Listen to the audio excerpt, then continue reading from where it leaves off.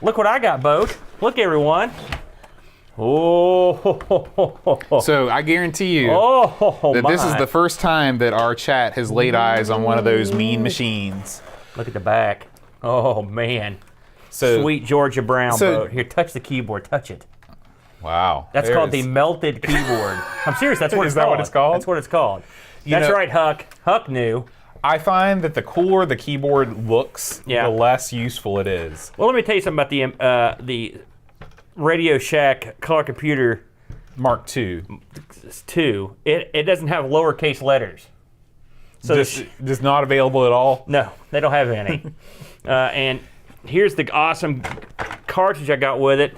Nothing makes a computer more fun than a color file utility that came with it. Now, how many cartridges would you say were released for the CoCo? 100, I'd say. Wow. Because I've never once seen one in the wild in all the years that I've been collecting games. How could this be? How could it be? Because the CoCo is not widely distributed anymore. It didn't catch on with the retro crowd, although it does have a healthy retro scene. No, it's not dopest, dude. It's just dopey. But look, it puts the dope in dopus. I was at the, I know I've mentioned this on the show before. Look at that power switch. That's right. That's the way they did it back in the day. Okay. By the way, came with no screws. So it's easy maintenance. Yeah, if you wanted to see what this looked like inside. I would run it without the case. It looks cool. Yeah, so I'm at the, it's funny. We were doing Popeye this week on ARG Presents. ARG Presents. That song is stuck in my head, by the way. A closing tune. That's the best compliment you could have given me. That's so disturbing. I was humming that today. I'm like, what the hell is that? It's like, oh, God, it's Boat's outro. But, so, we did Popeye this week, and I was like, man, I knew the CoCo had a really kick-ass version of Popeye. It was called the Sailor Man. It's got one of the all-time great ads. The Sailor Man needs to go get his girlfriend Elsie from the evil big fat bad guy. That's what it says. But he's being continuously hounded by the evil sea woman. And he has to go get his collard greens to save the day. Collard greens marked S for collard greens. That's what the thing says. So really, these descriptions are better than the games oftentimes. Well, Tom Mix did the best stuff on the. By the way, Tom Mix. Do you know who Tom Mix is? No. It's a classic cowboy figure. Really? So that's not his real name? Well, I mean, I don't know, but that's who that is. I'm assuming that's where they got the name. But do you know anything about the clone producer Tom Mix? Well, he did a lot of. Well, I think it was a bunch of guys. I don't think it's just one guy. I think that's the name of the outfit. But it was a great game. They did a lot of good games. They did the Donkey Kong clone that was really good. And in fact, it had more options than even our arcade did. But I was thinking about that today, and I started watching some CoCo videos. I'm like, man, I may have to go out and get me a CoCo one of these days, And so I went out to lunch, and I was like, I'm not going over to the Hillbilly Flea Market today. That'd be insane, because my partner wasn't there today. So I was like, I'm not going over there. And then I got on the road to get some food. I was like, what do I want? I was like, and the next thing I knew, I was on the road because I inadvertently went there. I'm like, damn, I guess I am going to the Hillbilly Flea Market. So I went in there. And I bet they got some good hot dogs over the Hillbilly Flea Market. I would not eat there under any circumstances because there's hillbilly fleas everywhere. And so, but lo and behold, I walk into one of the several video game stores they've got in the Hillbilly Flea Market, and just sitting cockeyed on a shelf is this lovely yellowed beauty. And I said, holy smokes. And I asked the two guys were having this heated conversation about whether the Chinese own all of America's national parks. I swear to you, this is the conversation I interrupted. I am not surprised. That's how it rolls in the Hillbilly Flea Market. The politics are coming hot and heavy. And so they determined that the Chinese owned all of our national parks. Who knew? Who knew? I said, listen, I hate to interrupt your this philosophical. Yeah. But how much for the CoCo? He goes, $25. I was like, do you take a card? He goes, no. I was like, I knew the answer. I was like, okay. So, hey, Brute, what's up, man? And so I went out and got a couple bucks, and I looked at it, and it had no case screws, and it was dirty, and it had this as the game. And I was that wasn't the pack-in? This was packed with it. No, this wasn't the pack-in, no. And so I said, listen, Tandy, bam. And so I said, listen, this thing's got no case screws. and it's got this game. I was like, can you do 20 on it? He goes, heck, you didn't have to work on me. 20, no problem. Just a jolly old fat guy. He just wanted to get back to his conversation. By the way, the whole time I was gone and came back, they were still on the Chinese. Like 20 minutes had passed. So I laid my $20 bill down and took this sweet baby home. This was my computer, not this particular one, but this actual brand. And this CoCo 2 is my computer for years and years and years. How long has it been since a CoCo 2 was in your possession? It's been boy. It's a long time. Gosh, it would probably 88, 89, maybe even earlier. Man, that's we crazy. sold all of our CoCo stuff to a dude Nitro to get the money to buy the Tandy that we ended up having, the Tandy TL. And so this has been a long time coming, but I'm very happy. And once I'm determined that it works, I can get a little cartridge for it that has an SD card slot. I can put all the games on there. I've got to get a couple of joysticks. The joysticks for this thing are interesting. Yeah, those are DIN cables, like you'd hook up a C64 and an Atari computer. Well, the joysticks on this are actually analog, and so they're more akin to a paddle than they are to a joystick. And so you can't, now there's a method of hooking a Atari stick to it, but I think I want the actual CoCo sticks. Oh yeah. They made two different kinds. They made the limp kind and the non-limp kind. The limp kind are these little black ones that just have a stem like this, and they just, if you go forward and move your hand, the joystick just stays like that. It's like a 5200 stick. It's not self-centered. And then they make a self-centering version, the deluxe, that's white and black. I may try to get one of those, but yeah, Huck, I'm going to be on it. This thing does not have composite out. And there's no easy method to get composite. I could pay $30 for a thing, but I've got to do that. I'm going to try out and see how it looks. But heck, I didn't even buy this. I mean, we could do shows and stuff on it, but I just for $20, I would have been a fool. Yeah, and I looked it up, and it's even a good deal. Yeah. But and I was, I talked to John in Charleston about using something to whiten plastic, and I wasn't really ready to go and dip my Amiga 600 in that, but I would probably. This is pretty yellow. This is a perfect candidate for something and plus like that. you can take the case clean off, and so we'll probably give it a shot. You got to get on the ball because the Sally's Beauty Supply is closing up there by the Walmart. Well, there are plenty more. It's the only one, man. It's the only one. It's the only They're one closing, really. Yeah. That place is usually pretty packed. I know. They said that. Yeah, my mom told me a long story about why it happened. Oh man, too bad for Sally. Yeah. That's a real bummer. But anyway, it was a beautiful day. I was very pleased. Plus, all the games this week were fun. Even Urban Champion, which was stupid, was amusing in its stupidity. And of course, I love Popeye, and I was real pleasantly surprised with Assassin. I really enjoyed it. And once I understood how the guy moved, I really got a kick out of it. And a couple of the bosses cracked me up too. So it was a good week for gameplay. And I got a lot of gaming in. Yeah. Chad was over here. Pat Chad? Yeah, and his once every 6 month visit to Amigo Studios. And we did a special late night stream of Do Re Mi Fantasy. We're working our way through the game. Did I talk about that last week, Do Re Mi Fantasy?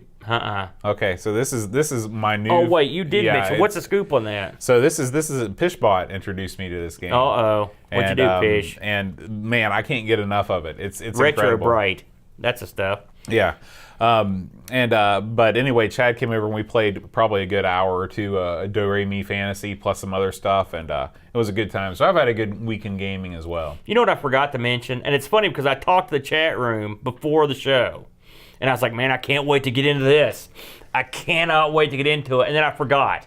So I'll have to bring it up next week. But the retro cave dweller, or whatever his name is, the guy. He was at he was UK Man Cave. Maybe that's him. I don't know who he is. But anyway, he put up his video of what's better, what runs faster, a Mac or a contemporary Amiga running a Mac stuff, right? And it was an awesome video. I know some of them saw it because they saw it. I meant to talk about this. We're going to talk about this week. But anyway, of course, the Mac cost a ton of money. The Amiga was way cheaper, and so they took the difference. They bought a Blizzard card for it, right? So the Mac had I can't remember how much memory it had, but the Amiga didn't have as much, but they had the 6850 or whatever in it. And the Amiga outperformed the Mac as a Mac. That's pretty awesome. And they were playing like Prince of Persia and stuff like that. They were running perfectly. And this isn't like a vampire or something. This is like a card that would have been out in the day. And I always knew you could emulate the Mac, but I didn't think you could actually get games to play. They were running all the utilities. It was on everything. He was uncompressing files and stuff. I was like, man, I can't believe how well this works. Wow, that is cool. Yeah, it was amazing. So it's a video I recommend. That I'm going to make sure I mention that next week, because I feel like I totally forgot about that. Good night, whoever. Good night, Trey Guard. But yeah, there was a lot of good videos out this week. There was a lot of good. Watching the Black Mirror last night, that was great. That show's quickly going up my list as one of my all-time favorite shows. Have you ever watched any episodes of Black Mirror? No. It's an anthology show that's a Netflix show. It's British, and it's so good that it scares me. It's so innovative. The concepts they come up with are so clever. I want to say it's like a Twilight Zone, but it's more like an Outer Limits. If you ever watch that show. What's the difference? I always thought they were kind of the Outer same. Limits is more of a science fiction or futurist sort of show, where Twilight Zone literally had a little bit of everything. But the quality of it is Twilight Zone. I mean, the writing, the way it's made, the money involved in producing it. It's top shelf all the way, and the concepts behind it are just. So give me one of the stories. Give me an example. The one I watched last night. Now I'm just watched. It was season 2, episode 1, but we skipped around accidentally. A dude, this painter and her boyfriend or her husband live in this house out in the woods, and the boyfriend has to take this rental van back. And on the way back, or the husband, he dies. He gets killed in a car wreck.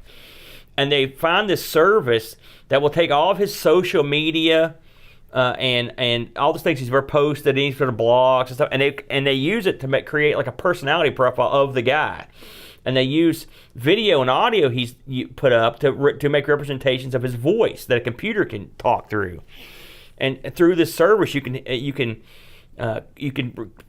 receive phone. You can talk to him on the phone, like he's there. And if you buy the service, they'll go through his personal email, stuff that he wouldn't have publicly posted, to get real intimate knowledge of him. And so this girl's so devastated that he's gone, she starts talking to this thing. Well, then they have another service that's experimental, where they literally have effectively like a blank robot, and they basically bring this guy back to life. They basically put the AI in this like an android. It looks just like him. And you think to yourself, this is great. And she's happy. But there are subtleties that you just cannot replicate. They're not even that subtle. And sometimes the thing will be like, would you rather me not say that? Or would you rather me look here? If she asks like a fact, instead of being like, I don't know, he could use the internet to access them. It's just not realistic. And it's the trials of whether the technology that you can do this is a good thing, or it's something that you should never broach because it won't let you separate yourself from the person that died. Right. Very interesting episode. All the episodes have some sort of there's one where everything you ever see is filmed. You've got like an eye camera. And the perils of that, the fact that it makes lying almost impossible, for example. And it makes I forgot is no longer an issue, because you can go back and review the footage. It's brilliant. It's a brilliant show. There's more I could go into, but I recommend it. It's not super violent. There's a little bit of sex in it sometimes. There's a little bit of violence. Nothing major that I've seen yet. But it's so creative that I would put it on your must-watch list. Okay, I'll check it out. I'll probably watch it when it's daylight out, though. I can't watch scary stuff at nighttime. Yeah, I hate everything. I hate everything, and this thing is. I haven't seen anything like it for a long time. It's been a long time since. The only thing I can equate it to is like the same feeling I had when I watch Westworld. It's very out of the box thinking, and it's a breath of fresh air for sure. So that's Aaron's video review. You're watching what? Old episodes of Seinfeld. And Better Late Than Never with Shatner and Terry Bradshaw. Oh man, Hose loves that. Loves that show. Philip K. Dick, tremendous. Writer. You ever read any of Philip K. Dick's stuff? What was his big thing? It sounds really familiar. His big thing? I don't know what his biggest thing would be. What is a thing that he did? Aaron, did you like Stranger Things? I did. I did hate the episode where they went with the mutant gang in the inner city. That literally almost killed the show for me. Yeah. I think I went off on that already. God awful. It was the worst thing ever. And this season was not as good as last season. I disagree with that. I didn't think it was as good. There were parts I loved, like the parts in the arcade, but that's because I'm an arcade guy. I thought on the whole this season was more entertaining than last season. But the episode that, like, I'm going to not watch the season and I'm going to put it on Facebook. Is there another episode like this? Just let me know and I will not watch it. I know they were trying for a spinoff. Yeah. You know, I can't. But if there's no way they'll ever make it. I mean, that's universally hated. Everybody you talk to hated that episode. Android.